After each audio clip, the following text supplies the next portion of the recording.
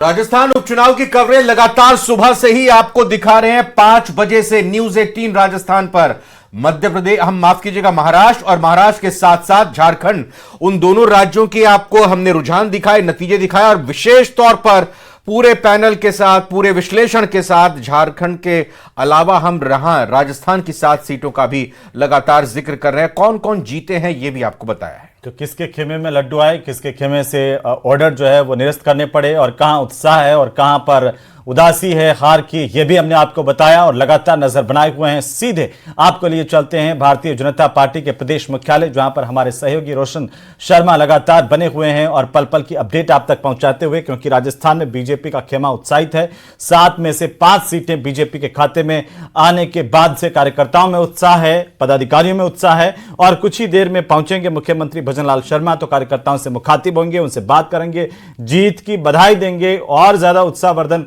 उनका करेंगे। और कार्यकर्ताओं ने भी तैयारी कर रखी है कि जब मुख्यमंत्री यहां पर प्रदेश मुख्यालय में पहुंचे उनका जोरदार स्वागत किया जाए। और सहयोगी रोशन का सीधा रुख है। रोशन, तस्वीरें भी दिखाइए, बताइए कैसा माहौल वहां पर बीजेपी के खेमे में है। जी बिल्कुल, देखिए बीजेपी प्रदेश मुख्यालय के अंदर मुख्यमंत्री भजनलाल शर्मा का कहा जा सकता है कि बड़ी बेसब्री से जो इंतजार यहां पर है, उनके स्वागत के लिए कहा जा सकता है कि पलक पावने हैं वो यहां पर बिछाए गए हैं। बड़ी मात्रा के अंदर यहां पर जो फूल माला और जो बुके हैं वो यहां पर आए हैं। कुछ ही देर में यहां पर बताया जा रहा है कि यहां पर जो जश्न के अंदर आतिशबाजी होगी, साथ ही साथ में जो बीजेपी के जो कार्यकर्ता हैं एक दूसरे को कहा जा सकता है कि जो बधाई देते हुए यहां पर नजर आएंगे। आप यहां पर देख सकते हैं कि इन कार्यकर्ताओं के अंदर जिस तरीके से जो उत्साह देखा जा सकता है वो यहां पर आप देख सकते हैं कि आप यहां पर ये जश्न के अंदर यहां पर आप आए हैं। किस तरीके से इस जीत का श्रेय आप देंगे? देखिए, जीत का श्रेय है हमारी बीजेपी पार्टी, जो वादा करती है पूरा करती है। तो ये मुख्यमंत्री जी ने जिस ढंग से काम किया है, तो जनता ने बता दिया है कि भारी बहुमत से हम 7 में से 5 जीते हैं। पहले हमारी सिर्फ एक ही सीट थी 7 में से, और अब 7 की जगह हम 5 पर आ गए हैं। तो ये बहुत बहुत बड़ी जीत है। मैं जनता को बहुत बहुत बधाई देता हूँ। ये लोकतंत्र की जीत है। बहुत बहुत धन्यवाद। राखी जी, आपसे सीधा सा सवाल, उपचुनाव के अंदर 7 में से 5 सीटें बीजेपी ने भले ही जीत दर्ज कर ली हो, लेकिन 2 सीटें कहीं ना कहीं वहां पे बीजेपी पीछे रह गई है। क्या कहेंगे, जीत का श्रेय किसे देंगे? ये कहीं कहाँ जो कमी रही है? देखिए, जीत का श्रेय तो निश्चित तौर पे आदरणीय भजनलाल जी की सरकार, हमारा सत्ता और संगठन का जो एक सामंजस्य हुआ उसको देना चाहूंगी। लेकिन जिन 2 सीटों पर आपने मुझे कहा कि हम पीछे रहे, मैं उस बात से सहमत नहीं हूं, क्योंकि जो अंतर पिछली बार था उस अंतर का हमने डिफरेंस को कम किया है। यानी लगातार वहां के लोकल कार्यकर्ताओं ने मेहनत करी है, वहां पर जो हमारी विपरीत परिस्थितियां थी उनको भी अनुकूल बनाने का प्रयास किया। और मैं तो धन्यवाद दूंगी, बहुत बहुत साधुवाद व्यक्त करूंगी वहां के कार्यकर्ताओं का भी, जहां पे हम बहुत मार्जिनल जो है वो जीत जो है उस रह गया। तो मुझे लगता है कि आप किसी भी सीट पर देखेंगे तो भारतीय जनता पार्टी का ग्राफ ऊंचा हुआ है। ये बहुत बहुत बधाई के पात्र हैं हम सभी लोग। और 11 महीने की जो भजनलाल जी की सरकार थी उस पर जनता ने पर्ची निकाल दी है। किरोड़ीलाल मीणा की हार हुई है या बीजेपी की हार हुई है? देखिए, मैं उसी भाषा में एक कटाक्ष था, लेकिन जनता की स्टैंपिंग मिल गई है। जनता पसंद कर रही है। एक नेक दिल का इंसान अगर प्रदेश का नेतृत्व करता है तो रिजल्ट्स अच्छे होते हैं। और वो आपने देखा कि ऐसा एक रिकॉर्ड बनाया भारतीय जनता पार्टी ने। जनरली उपचुनाव में हमारा अच्छा प्रदर्शन नहीं होता जब हम सत्ता में होते हैं, लेकिन इस बार लगभग 25 साल बाद एक ऐसा अप्रत्याशित रिजल्ट आया है जिसमें जनता ने हम लोग को सपोर्ट किया है। दौसा के अंदर आमने सामने की टक्कर थी, ऐसी क्या कमी रही दौसा के अंदर जिसमें भारतीय जनता पार्टी वहां पर पिछड़ी रह गई? देखिए, उसका असेसमेंट करेंगे। हमारी जो संगठन है उसकी एक खास बात है, चाहे हार में या जीत में किंचित नहीं भयभीत में, कर्तव्य पथ में जो मिले वो यह भी सही वह भी सही। दौसा में जो हम लोगों ने किया, पिछली बार हमारी वहां 31,000 से हार हुई थी, उस हार की मार्जिन को हमने बहुत कम करके 2,000 के नजदीक लेकर के आए हैं। और मंथन करेंगे और संगठन को आगे चलेंगे। नेशनल लेवल पे 2 सीटों से शुरू होकर 300 सीटों तक पहुंचने वाली पार्टी निरंतर काम करती है और वो काम करके हम अपने प्रदर्शन को आगे भी सुधारेंगे।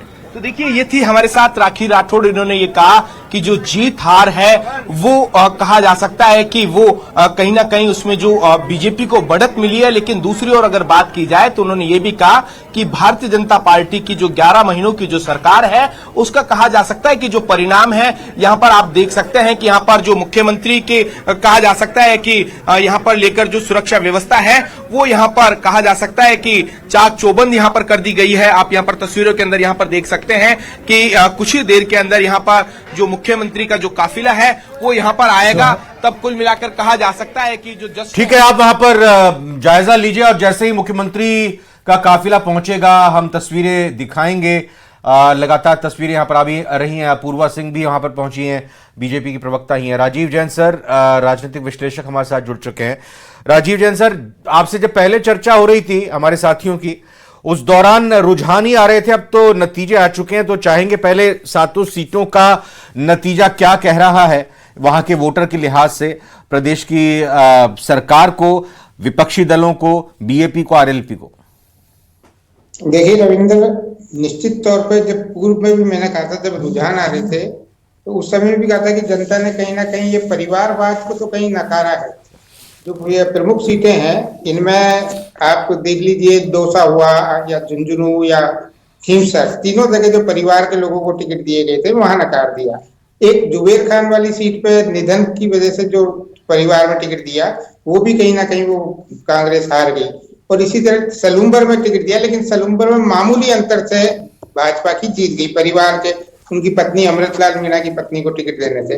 लेकिन इस नतीजे से कहीं ना कहीं भाजपा को एक मजबूती तो मिली है।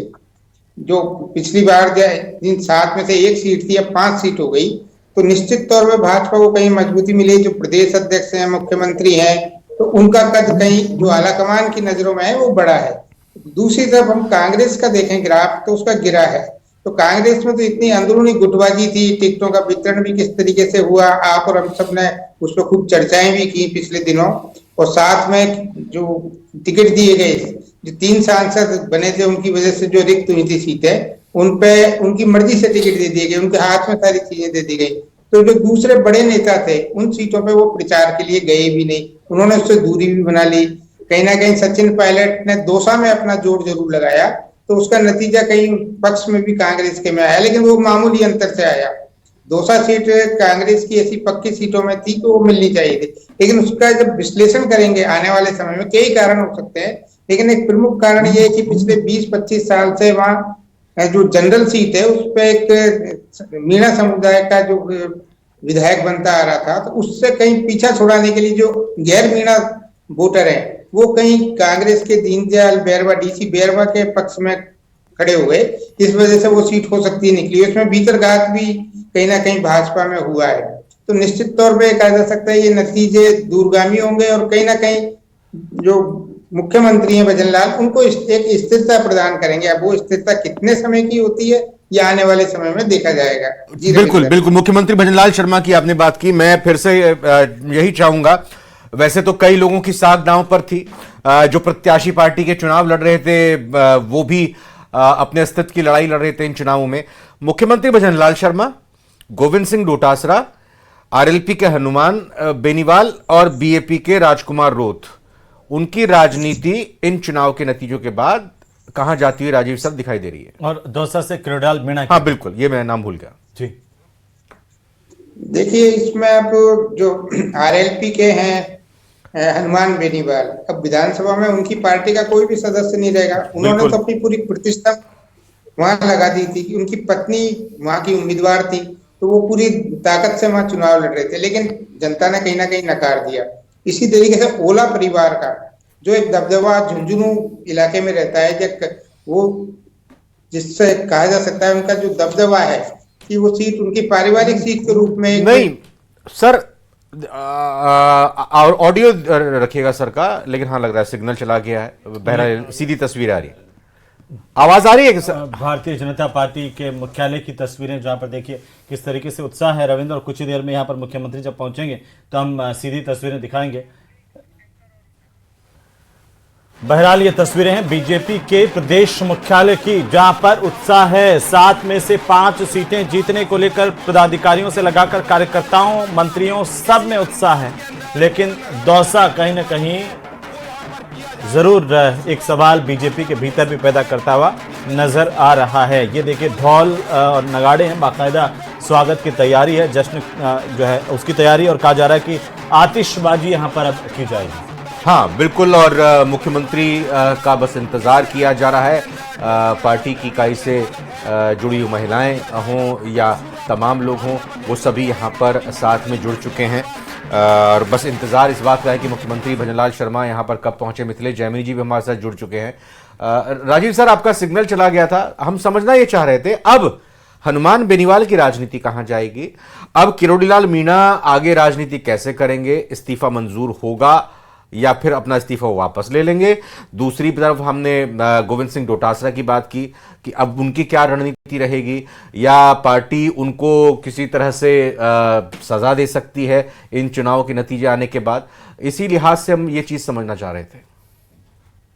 देखिए, किरोड़ीलाल मीणा जी की जहां तक बात है, जो एक अंदरूनी जानकारी मिली है उस हिसाब से तो भाजपा का ही एक वर्ग ऐसा था जो नहीं चाहता था कि वहां दौसा से उनके भाई जीते, क्योंकि जिस तरीके से पिछले 1 साल का कार्यकाल किरोड़ीलाल जी का रहा, कभी वो मंत्री पद से त्याग पत्र देते हैं, कभी कहते हैं मंत्री हूँ, कभी किस रूप में सरकार को कटघरे में खड़ा करते हैं, मंत्री होते हुए अधिकारियों के पास चले जाते हैं किसी डिमांड को लेके, मांग को लेके, उससे भी कहीं ना कहीं सरकार को या पार्टी को नीचा देखना पड़ा। तो उस रूप में कहीं ना कहीं एक चीज ये अंदर खाने भाजपा में चल रही थी कि किरोड़ीलाल मीणा जी का कद कहीं घटाया जाए या उनसे जो भी है, जिसको राजनीति में कह सकते हैं, उनसे छुटकारा पाया जाए या उनकी जो दबाव की राजनीति है उससे मुक्ति पाई जाए। और जहां तक आपका सवाल हनुमान बेनीवाल का है, तो हनुमान बेनीवाल की राजनीति को एक बहुत धक्का तो पहुंचाई है। कीमसर सीट जिसको कह सकते हैं राष्ट्रीय लोकतांत्रिक पार्टी के लिए कीमसर एक उसकी राजधानी के रूप में मान सकते हैं। कीमसर आरएलपी की राजधानी है, वो सीट उनकी पक्की मानी जाती है। लेकिन इस चुनाव में, उपचुनाव में, और वो अपने परिवार की खुद की पत्नी को ही चुनाव नहीं जिता पाए, तो उससे उनका कद तो घटा ही है राजनीति में। लेकिन उसके पीछे दूसरी राजनीति भी एक काम कर रही है, कहीं जाट राजनीति जिसको कह सकते हैं, जो शेखावाटी बेल्ट की है, कि राजस्थान में शेखावाटी बेल्ट में ये माना जाता है कि बिना जाटों के, और वो उस समाज का ये भी माना जाता है हर पार्टी में, और खास करके कांग्रेस में, तो कि वहां से बिना उनके समर्थन के कोई सरकार नहीं बना सकता। लेकिन इस बार जो राजस्थान में सरकार बनी, शेखावाटी बेल्ट से भाजपा को बहुत कम सीटें मिली, लेकिन उसके बावजूद पूर्ण बहुमत की भाजपा की सरकार बनी। और नागौर ऐसी बेल्ट जहां कभी मृदाओं का दबदबा रहता था, मृदाओं की एक राजनीतिक भूमि वो रही है, वहां पे हनुमान बेनीवाल का पिछले 15-20 साल से एक बड़ा उदय हुआ था। तो उस उदय के कहीं ना कहीं ये एक धक्का लगा कीमसर सीट जो हारने के बाद, क्योंकि वो लोकसभा चुनाव जो 2 बार जीते, एक बार भाजपा के समर्थन से जीते, एक बार कांग्रेस।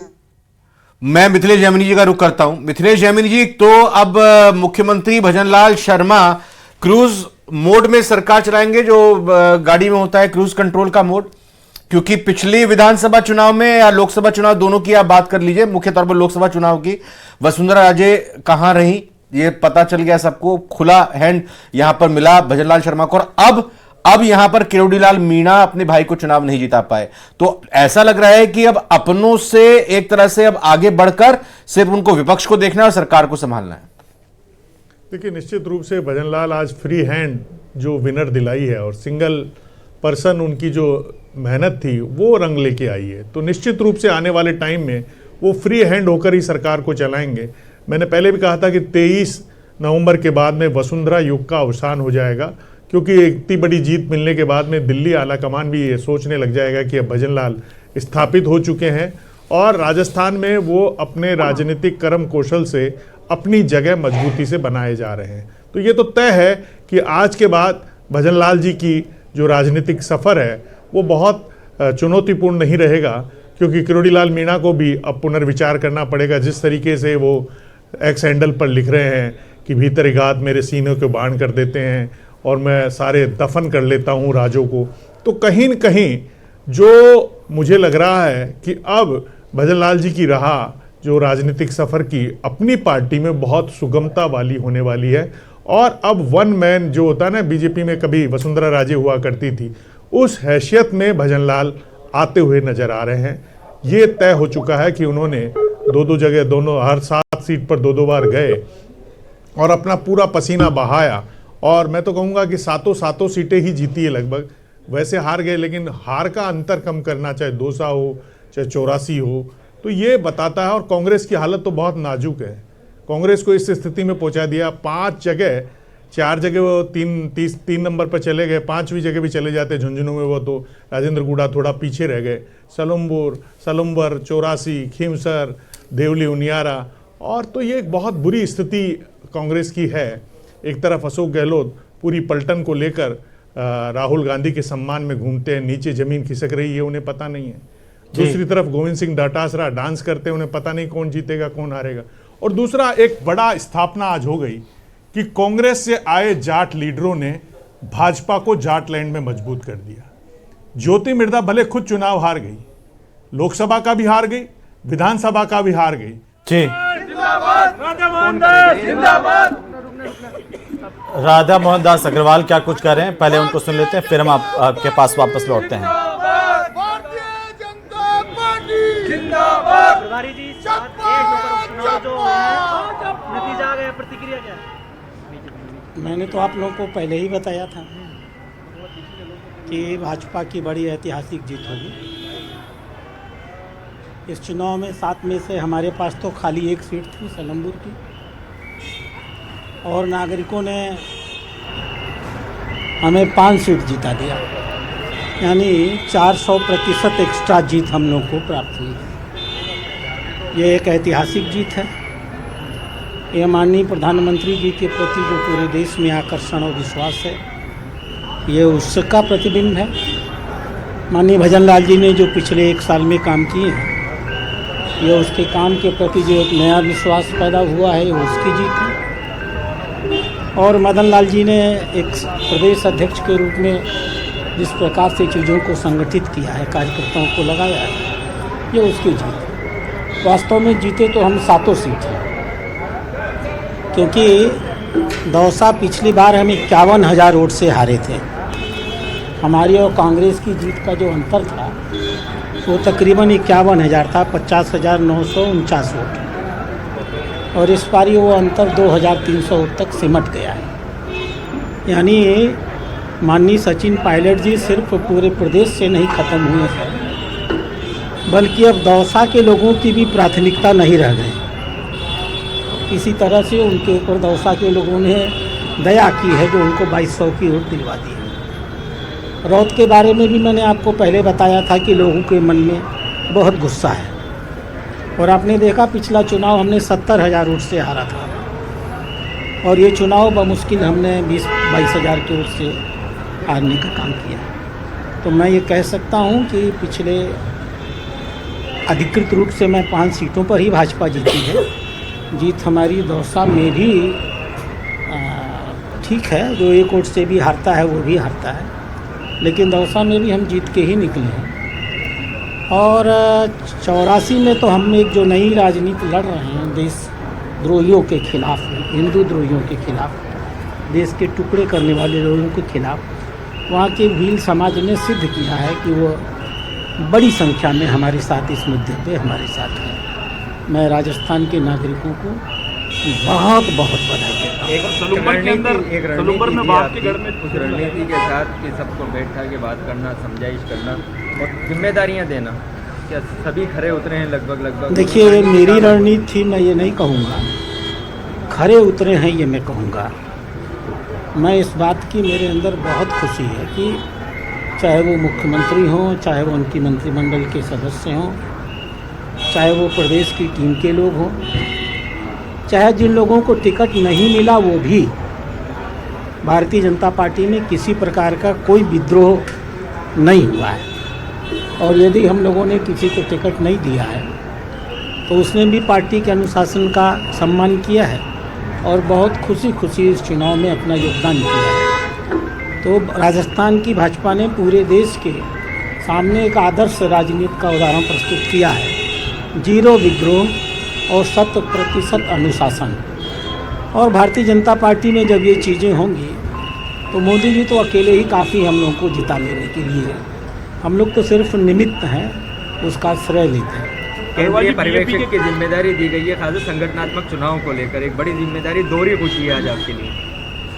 एक ही प्रकार की जिम्मेदारी है, मैं पहले से भी यहाँ का प्रभारी हूँ, हम लोग संगठन का ही काम कर रहे हैं और चूंकि संगठन का चुनाव आ गया है, इस नाते पार्टी नेतृत्व ने विश्वास दिलाया है कि इस संगठन के चुनाव को मैं सकुशल लोकतांत्रिक पद्धति से, क्योंकि हम गर्व करते हैं भारतीय जनता पार्टी इस भारत की नहीं दुनिया की अकेली लोकतांत्रिक पार्टी है। सर बीजेपी का गढ़ है सलूम्बर, वहाँ पे काफी वोट बीजेपी ने लिए, तो काफी कड़ी टक्कर रही वहाँ पे, लेकिन देखिए मैं तो नहीं देख रहा हूँ कि काफ़ी वोट लिए उन्होंने।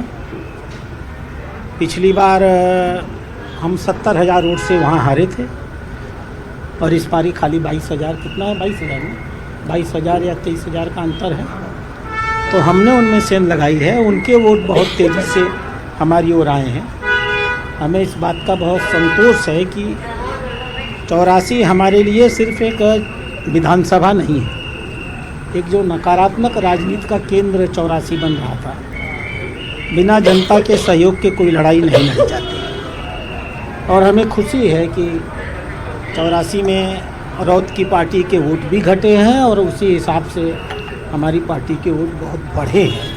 आने वाले समय में यह राजस्थान के हित में भी है और 84 इत्यादि जो हम बागड़ क्षेत्र कहते हैं। ये माना जाए सर मेवाड़ में बीजेपी का कद वापस जो है वो जगह बना रहा है, बीजेपी के गढ़ में आप लोग सेंध लगाने में कामयाब हो रहे हैं। अब देखिए, एक पार्टी थी RLP, तो एक चूहा था जो अपने को शेर समझ बैठा था, जनता ने उसको वापस चूहा बना दिया है। अभी एक शेर और बनता था, इस चुनाव में वो बिल्ली हो गया है, अगले चुनाव में वो भी चूहा हो जाएगा। तो ये जो कुतर पुतर कर रहे हैं लोग, ये धीमे धीमे राष्ट्रवादी राजनीति के सामने इनका पराजय। आज नतीजे आ चुके हैं, आपने कहा था उसके बाद बोलेंगे। समरावता की जो घटना हुई थी, नरेश मीणा ने बड़ी टक्कर दी है, खासतौर से कांग्रेस को नुकसान पहुंचा, बीजेपी जीती है। देखिए, क्या कहना? नरेश मीणा ने किसी को कोई टक्कर नहीं दी है, उन्होंने अपना सिर्फ दीवार से लड़ा दिया है और अपने आप को टक्कर दी है। ये उनका भ्रम है कि वो किसी को टक्कर दे रहे थे। उन्होंने अनावश्यक रूप से वो न्यूसेंस जानबूझ करके एक सेंसेशन क्रिएट करने के लिए और लोगों का दिल अपनी ओर आकर्षित करने के लिए वो नकारात्मक कार्यक्रम किया था। किसी भी अधिकारी को, कोई भी हो, मैं किसी का नाम नहीं लूँगा, आप उसको किसी को लागू कर सकते हैं। अधिकारी अपना कार्य तो करते हैं और अगर वो गलत करते हैं तो उनके खिलाफ कार्रवाई के व्यवस्थाएं और प्राविधान हैं। आप चुनाव आयोग को शिकायत करते, चुनाव आयोग उनको सस्पेंड करता, उनके खिलाफ कार्रवाई करता। अब जनप्रतिनिधि अगर कानून को अपने हाथ में लेने लगेगा तो नागरिकों के लिए तो वो आदर्श होता है, नागरिक लेने लगेंगे, तब तो इस देश में अराजकता और अव्यवस्था आ जाएगी। तो राजनीतिक महत्वाकांक्षा की पूर्ति करने के लिए वो सुनियोजित तरीके से उस चुनाव केंद्र में घुसे थे, जानबूझ करके उन्होंने ऐसा काम किया था। अब होता है कुछ लोगों की अपनी एक नकारात्मक राजनीति करके अपने आप को स्थापित करने का एक खेल चलता रहता है। महत्वाकांक्षाओं के विभिन्न स्तर होते हैं, तो वो नकारात्मकता तक भी जाती है। उनको ऐसा नहीं करना चाहिए था। एक परिपक्व राजनेता इस प्रकार का आचरण नहीं करता है। दौसा की रात मंथन करेंगे आप लोग? दौसा में आपने अच्छा किया, दौसा की बात छेड़ दिया। दौसा पिछले चुनाव में हम 50,949 वोट से हारे थे। 50,949 वोट, और इस पारी सिर्फ 2300 वोट से हारे हैं। तो हम दौसा हारे नहीं हैं, दौसा जीते हैं। माननीय सचिन पायलट जी को अपनी ताकत पर अब पुनर्विचार करना चाहिए। दौसा की जनता ने उनको यह बता दिया है कि वो उनके ऊपर विश्वास नहीं करती। राजस्थान में तो कहीं कुछ है भी नहीं, कांग्रेस कह रही है लेकिन दौसा में भी कुछ नहीं बचा उनका। किरोड़ी जी को ताकत लौटाएंगे? सचिन पायलट की तो ताकत गई, लेकिन किरोड़ी जी ने मंत्रिमंडल से इस्तीफा दे रहे हैं। किरोड़ी जी हमेशा ताकतवर रहे हैं, जनता की लड़ाई करने वाले लोग हैं, जनता के बीच में जीने वाले लोग। उनको हम ताकत नहीं देते, जनता उनको ताकत किरोड़ी जी ने देती यही है। एक्सपोज किया है कि मुझे तो अपनों ने मारा है, गैरों में सदा हम अपनों ने मारा है। बड़े दिल के हैं वो विरोधियों को भी वो अपना मान के चलते हैं। ये उनका बड़प्पन है। आप उनके कहने के भावार्थ को समझ नहीं पा रहे हैं। डोटासरा जी ने कहा है कि सर कि सचिन पायलट ने कमबैक किया है दौसा की सीट से, सचिन पायलट की टीम में एक और सिपाही जुड़ गया है। अब पता नहीं, सचिन पायलट जी को अपनी टीम ठीक करनी पड़ेगी। अगर उनकी हार 51,000 की जीत की मार्जिन घट करके 2300 पर आ गई है, तो वह भारतीय जनता पार्टी उनको बहुत संज्ञान में लेने की स्थिति में नहीं है। हम वहाँ बहुत मजबूत हैं और किरोड़ी मल जी हमारे बहुत मजबूत नेता हैं। नतीजे के बाद ही माना जाए कि अब संगठन में सत्ता में फिर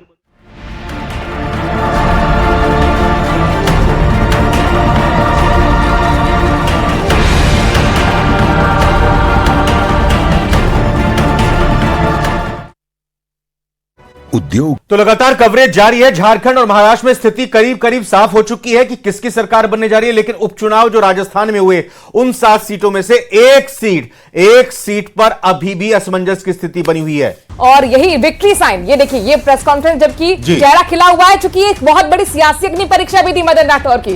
प्रदेश अध्यक्ष बनने के बाद उनके सामने पहला चुनाव था, भले ही उपचुनाव हो।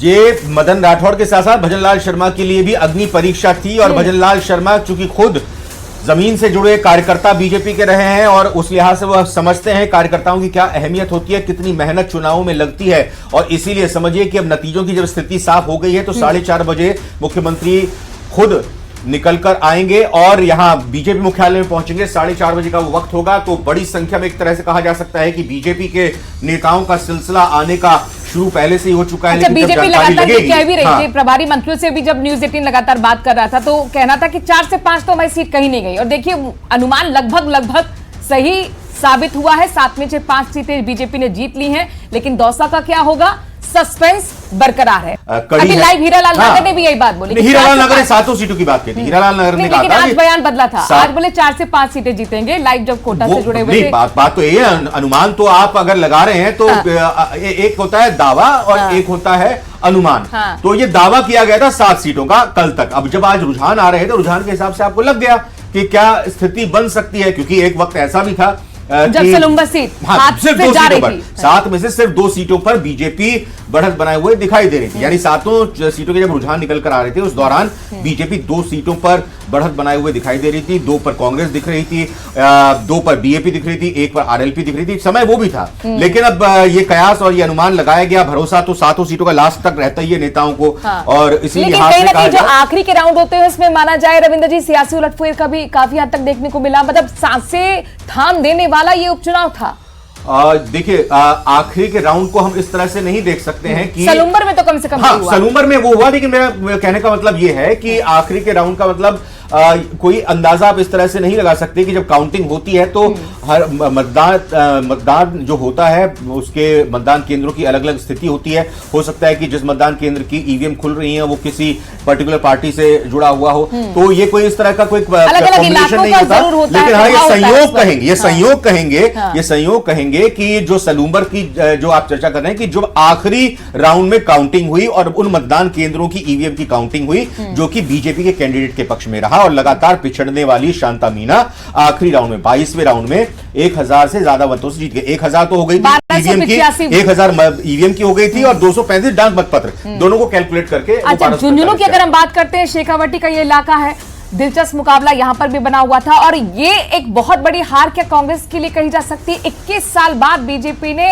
इस सीट पर जीत हासिल की। 2003 में बीजेपी ने जीत हासिल की थी। दिलचस्प ये भी है कि 1996 में एक तरीके का इतिहास माना जा रहा है, दोहराया जा रहा है। 1996 में भी झुंझुनू में उपचुनाव हुए थे और उस वक्त भी जो कि ब्रजेंद्र ओला के फादर हैं, उन्होंने ब्रजेंद्र ओला को यहां पर उतारा था।